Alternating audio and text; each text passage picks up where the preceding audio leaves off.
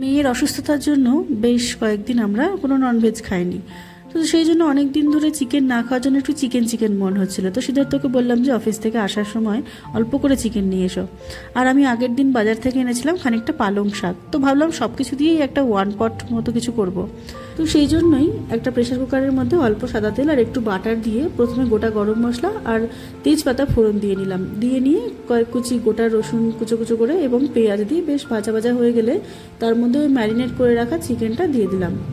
এখানে চিকেনটাকে আমি পরিষ্কার করে একটু লেবুর রস, গোলমরিচের গুঁড়ো আর লবণ দিয়ে মাখিয়ে রেখেছিলাম। তারপরে চিকেনটা একটু ভাজা ভাজা হয়ে গেলে এখানে একটু পুদিনা পাতা, ধনে পাতা, পালং শাকটাকে একটু ব্লাঞ্চ করে নিয়েছিলাম আর একটা কাঁচা লঙ্কা, তার সঙ্গে আদা রসুন সব কিছু দিয়ে একটা সুন্দর স্মুথ পেস্ট বানিয়ে নিয়েছিলাম। তো সেটা দিয়ে দিলাম। সেটা দিয়ে খানিকটা নাড়াচাড়ার পরে মনে হলো যে আলুটা দেওয়া হয়নি। আর তাছাড়া যে কোনো চিকেন রান্নাতে আমি আলুটা পরেই দিই, মানে অনেকেই ভেজে রান্না করেন, কিন্তু আমার আলু ভেজে রান্না করতে খুব একটা ভালো লাগে না, আমি পরেই ব্যবহার করি আলুটা। তো সেই মতো আলু দিয়ে দিলাম। আর এরপরে দিচ্ছি নর্মাল যে মশলাগুলো, 1 চামচ জিরে গুঁড়ো, 1 চামচের থেকে একটু বেশি দিলাম ধনে গুঁড়ো আর খুব সামান্য একটু গরম মশলা গুঁড়ো। ব্যাস, মশলা বলতে এইটুকুই। তারপরে সবগুলো দিয়ে আবার মশলার বাটি ধোয়া খানিকটা জল দিয়ে খুব সুন্দর করে দুবার করে কষিয়ে নিলাম, ফ্লেমটাকে কমিয়ে রেখে।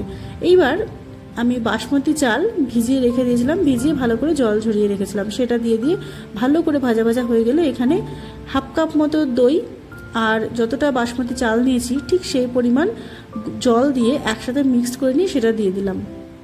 এবার দিয়ে খানিকক্ষণ ফুটতে দিলাম, কারণ আমি লবণটা ঠিক বুঝতে পারি না, সেই জন্য আমি একটু ফুটতে দিয়ে লবণটা দেখে নিয়ে তারপরে প্রেশার কুকারটা বন্ধ করব।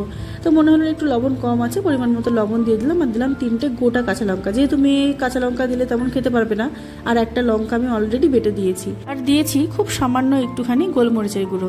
এইবার লিডটাকে বন্ধ করে দিয়ে দেবো 2টো সিটি হাই ফ্লেমে। যেহেতু এখানকার চিকেনগুলো একটু সাইজে বড় হয়, তাই 2টো সিটি দিতে লাগবে। ওয়েস্ট বেঙ্গল হলে এটা একটা দিলেই হয়ে যাবে।